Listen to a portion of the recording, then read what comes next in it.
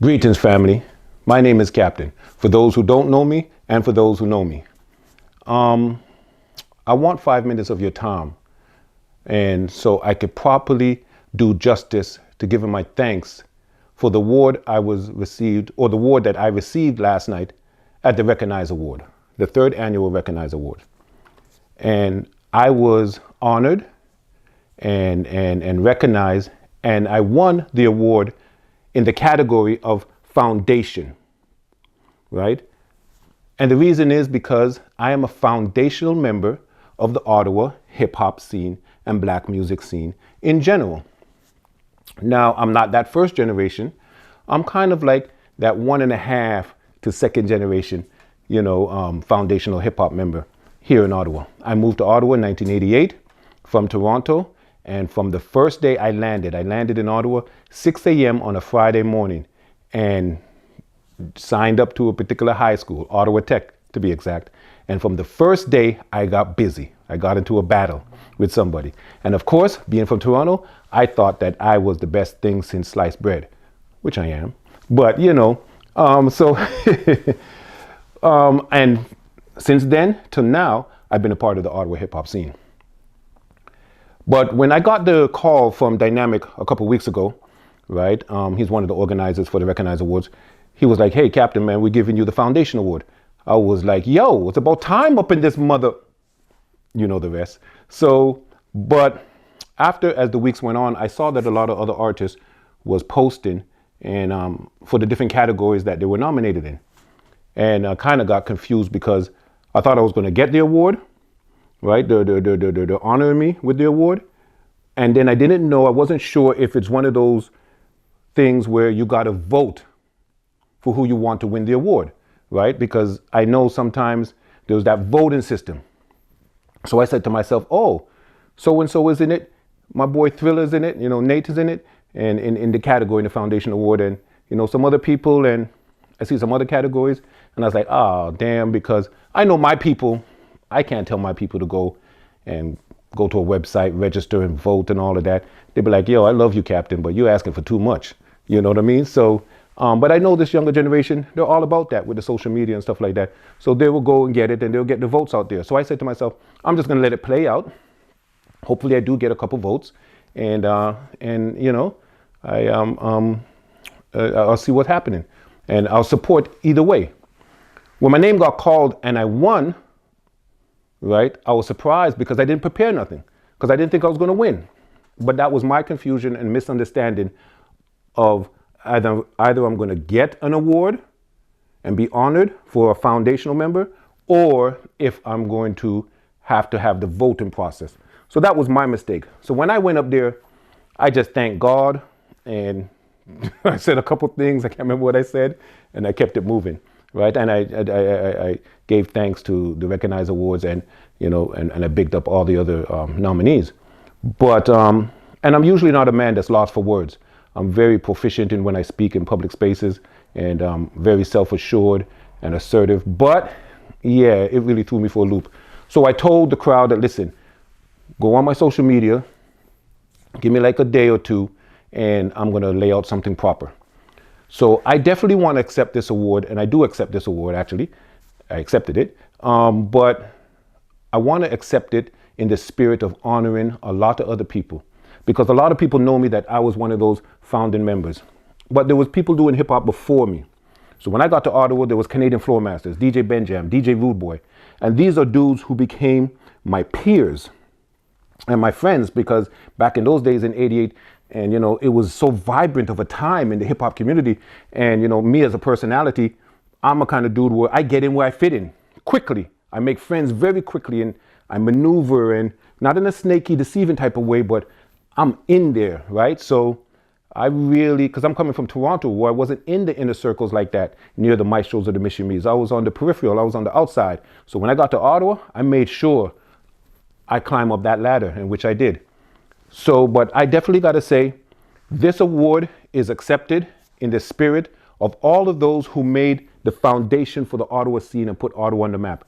And you're primarily talking about Canadian Floor Masters as a collective, DJ Rude Boy, DJ Benjam. You're also talking about Lenny P, Len Puckerin, and Wally Ade.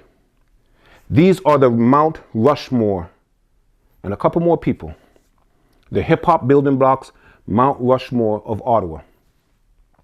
You would also have to add in Project Bass and Ground Control and 2 Hype. That's the foundation.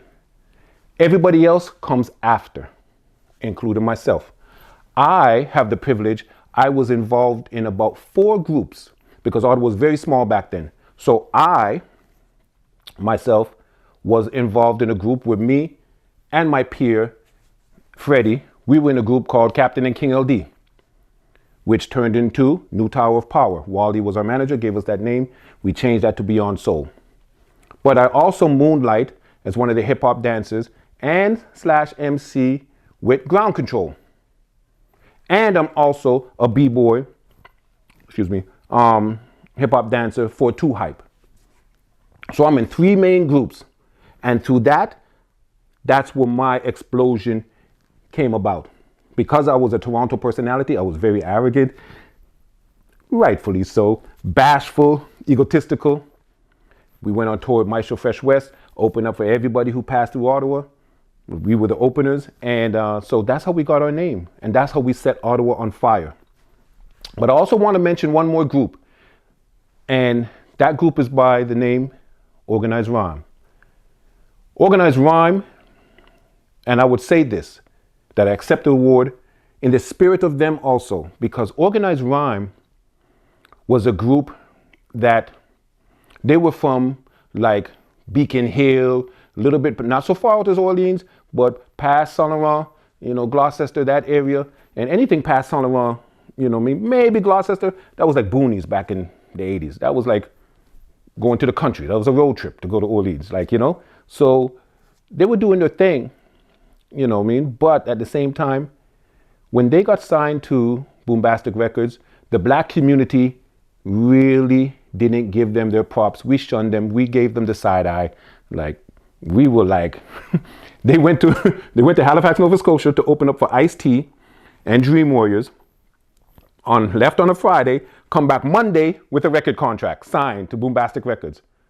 And the black community as a whole and hip hop as a whole was like, oh, hell no. Not in a million years.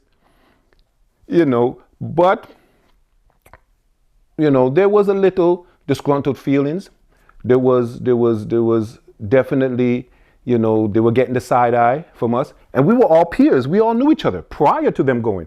We were all peers, right? Little competition, friendly competition, but we all peers. But this was at the height of conscious hip hop. Conscious hip hop was still at its height. Public Enemy still selling millions of records. You had Paris, you had a lot of other people, Shakem Labaz, it was just the height of consciousness in hip hop. We were still wearing the Malcolm X hats and stuff like that. So to come out and 2 Caucasian boys got signed, and we were like, Dream Warriors, you got some explaining to do. And Dream Warriors did have to do some explaining, but it come full circle now. In hindsight, not Dream Warriors, but Organized Rhyme deserves their place in history, because from Organized Rhyme getting signed to that record label, which was a major record label, imprint to Boombastic Records, it would be another 15 years before anybody from Ottawa got signed to a major record label. That's how instrumental that group was. So I have to take this award, and I thank my peers, because the peers of mine makes the spirit of Ottawa grow. Yeah, I'm egotistical. Yeah, I'm that MC that people feared. I'm that b-boy hip-hop dancer that people feared. I'm that guy putting the shows together. I'm on stage opening up for nearly everybody. Me and my peers. But at the same time, we never got signed because we had too much big egos. We were offered that trip to go to Halifax, Nova Scotia to open up for Ice-T and Dream Warriors. But we said no. Why? Because we just came back from opening up for Maestro Fresh West and being on tour on Maestro Fresh West's eastern leg of his tour, right? So, we were on tour with Maestro, and we just came back 30 days prior And we were so egotistical. It was like, nah, we don't want to go back to Halifax. We want to go to Winnipeg. We want to go to the West Coast. Give that to somebody else. And I convinced Wally. I was like, Wally, man, probably check Organized Rhyme. And so, yeah, that's what happened there. So Organized Rhyme gets their respect, right? And the black community gave them the cold shoulder, you know what I mean, after they got signed. And the hip hop community, which did a disservice to the hip hop community here in Ottawa, because all of us make the scene, right? And let me say this, Organized Rhyme are real MCs. The single, in my opinion, wasn't the best first choice for a single, but they had other songs that could have been a better choice for the first single, but they are real MCs. So there's a lot of people that should be mentioned. You got my boys Savo. Y'all might not know him as Savo. You might know him now as Wagon Allen, right? So as I'm in the group as the MC, right, in Beyond Soul and New Tower of Power, Savo's the B-boy, along with Reds, along with Diesel, and along with Humberto, known as Chili. These are the people that need their props also in Ottawa here, because they set the city on fire. Yes, they set the city on fire in the hip hop scene. You also have Eddie, the original one, set the city on fire. For a lot of people don't know, Eddie, the original one, was the first ghostwriter I ever saw. We didn't use the word ghostwriter back then, but he was a ghostwriter. He was a beatboxer extraordinaire and an MC, and he's ghostwriting for a female rap group. Twin female MC or two female MC rap group. It used to blow my mind back in 1990. He's writing for a female rap group. I used to ask him, how could you do that? And he just say, it's nothing, man. And I was like, I couldn't imagine it. And this was 1990. So you had a lot of people. Kevin Latmore was doing his thing. You know what I'm saying? A lot of people was out here doing their thing. Renegade, Ricky was doing his thing. A lot of people don't know who Renegade is. If you want to know, Renegade is the father of Knight Lavelle. And Knight Lavelle has blown up. Everybody should know who he is. But his father is an old school hip hop, b-boy hip hop dancer and MC. And me and him together with 2 Hype, we opened up for De La Soul at Carleton University back in 1990. So these are the things that really shows you there's a family tree going on here. So I'm not accepting this award by myself, singularly. I'm accepting it with a lot of people. Another MC that joined the fold was Chrome. Chrome was 1/2 or 1/3 of the owner of Swap Studios, an historical studio here in Ottawa. Not from the 80s and early 90s, but coming afterwards in the mid to late 80s, right? Chrome is that dude. And me and him is in the rap group together. We were peers for many years, then he joined us. So, I don't want to go into a long history, lesson, because as I say, I could be long-winded, but I want to be thorough. So I leave no stone unturned, and I want to give props to where props is due, because there's a lot of unsung heroes when it comes to this hip hop thing, this hip hop game here in Ottawa. A lot of unsung heroes. And so I don't want nobody to feel disgruntled. If I forgot anybody, and there's some names I probably forgot, people like Kevin Bradley, you know what I'm saying? He gave us platforms because he came to the city and put on events. So, there's a lot of people. I might be still pulling a blank here and there. And if I've forgotten you, it's a mind thing. I'm just slipping, the camera's rolling live. And it's like, yeah. So, pardon me. But it's not a heart thing. The heart is all love. But, I just might be pulling a blank here or there right now. So, but get at me later and I will break down the whole history, because I am a historian for hip hop culture in this city, and I set the story straight, because a lot of people get it twisted. And definitely I would be out of order, out of place. I would be so disrespectful if I did not mention Jared Icy Beats. I have to accept this award in the spirit of Jared Icy Beats. Especially for what hip hop means to me as a culture, definitely. Jared Icy Beats is Melly Mel and the Furious Five, or Grandmaster Flash and the Furious Five. The Fat Boys, LL Cool J, the swagger of, you know what I mean? Who else?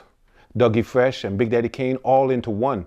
He is that personality. He was that magnetic figure in Ottawa. Everybody gravitated towards him, and it was a big loss when he passed away in a car accident in late '89. So, you know, that was, and he was the potential first one to be signed to a record label, right? He was on the verge, and he was that dude.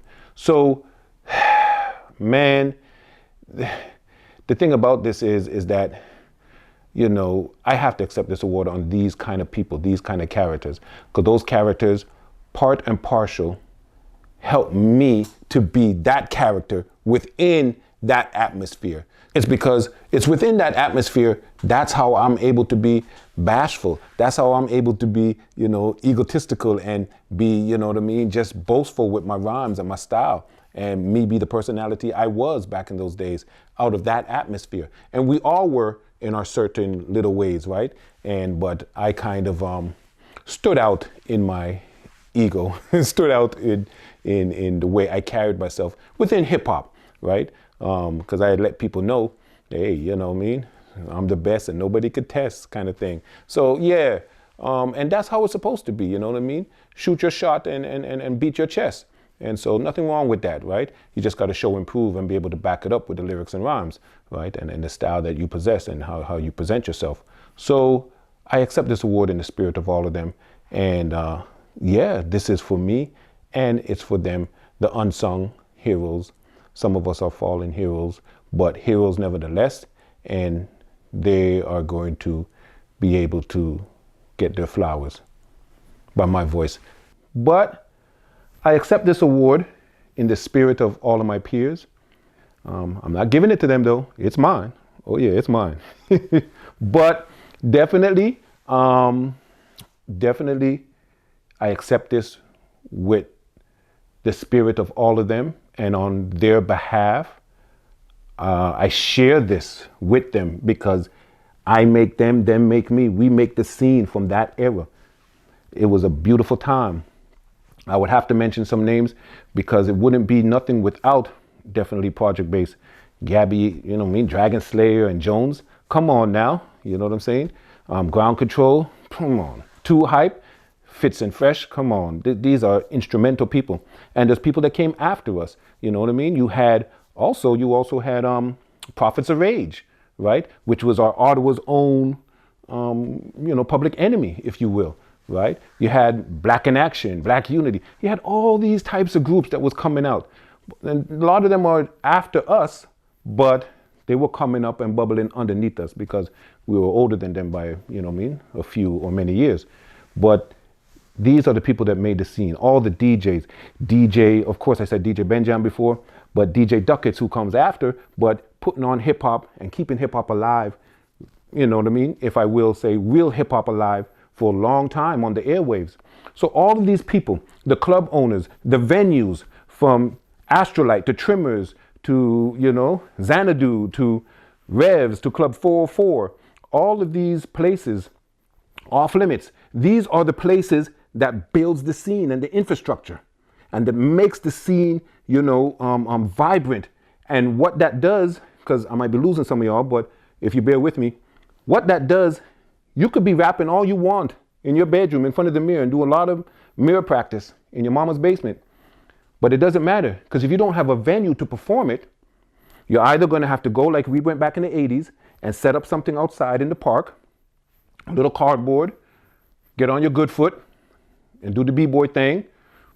We didn't call it breakdancing. The media called it breakdancing because they thought we're going to break our arms, break our legs, our shin, our kneecaps, and everything like that. So they called it breakdancing. And the name kind of stuck. But it's being a b-boy, right?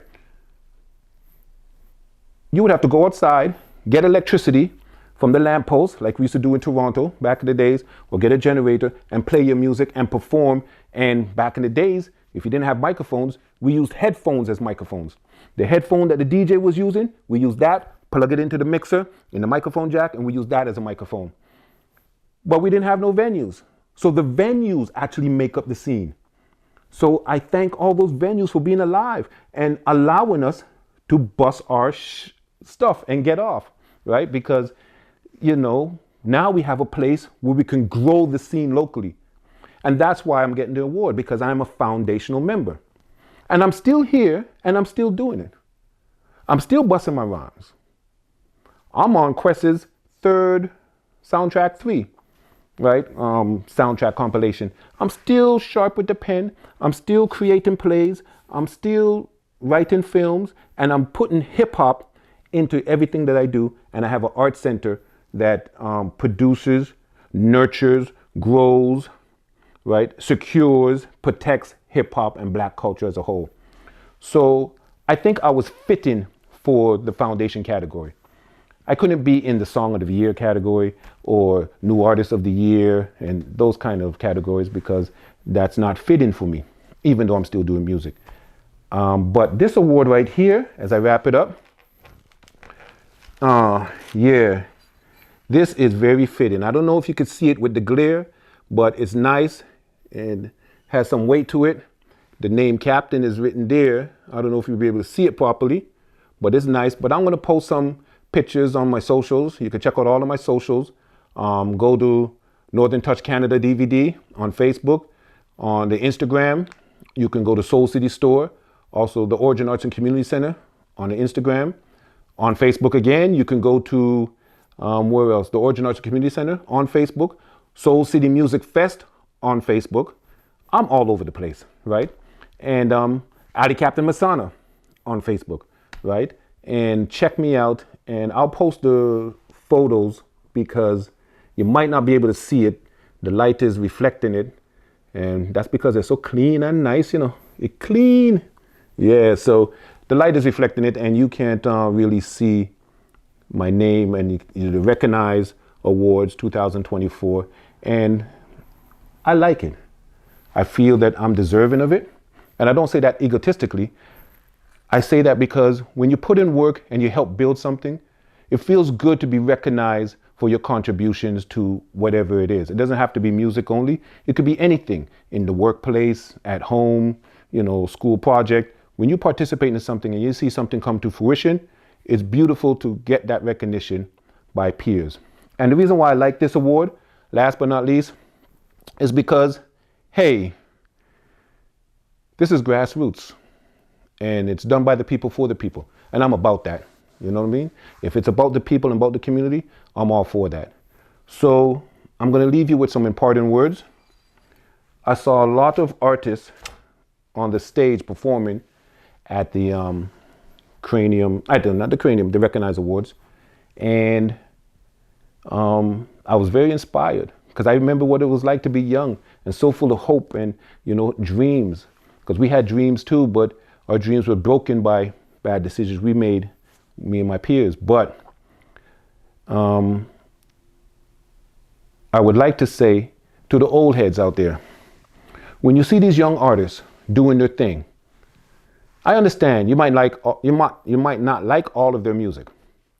Cool. Some of them are fumbling, some of them are mumbling, some of them are not doing the dances. The dances look weird to you in your era. But don't mind that, because we looked weird to our parents and our grandparents and our aunties and our great aunties and uncles also. But we kept pushing because that was our thing, right?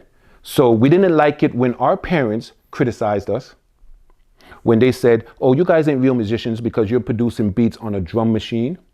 Or you guys ain't real singers because you're doing this hip-hoppity, rappity thing. Now we're doing the same thing. We're looking at the young guys say, oh, that's mumbling. That's not really clear. Yeah, I get it.